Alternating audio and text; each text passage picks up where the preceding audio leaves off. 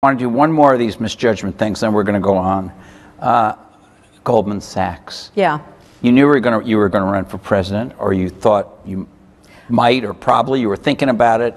You had to be thinking about it as a possibility. Why did you do those? I don't.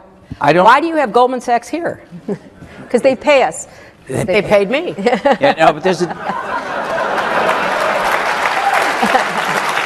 No, look, again, I have... Let's get serious. I know they paid you, but... Yes. And they paid you a lot. Yes, but yes. You're not somebody who needed that money for the next week's shopping, and you knew you might have run, so why do it? Well, I gave speeches to many, many groups. I spoke to camp counselors, I spoke to healthcare executives, I spoke to... just a wide range of groups, right? And not just in the United States, but particularly in Canada and a few other places. And I was a senator from New York. I knew these people, and I knew what they did for the economy, and I knew what they did to the economy. Mm-hmm. And I think that, speaking to them, raising questions, which I did in 2008 and 2009, people have no reason to know this, but in the 2008 campaign before the Iowa caucus, I actually ran an ad about the looming mortgage crisis.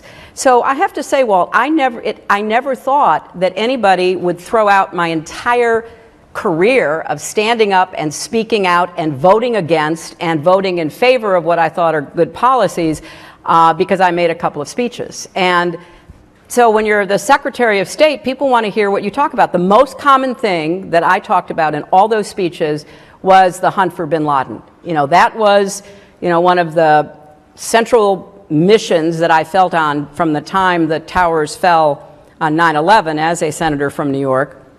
And to be part of that, to be one of the very few people advising the president on that, that was a fascinating issue. And I thought I could tell that to a lot of different people. And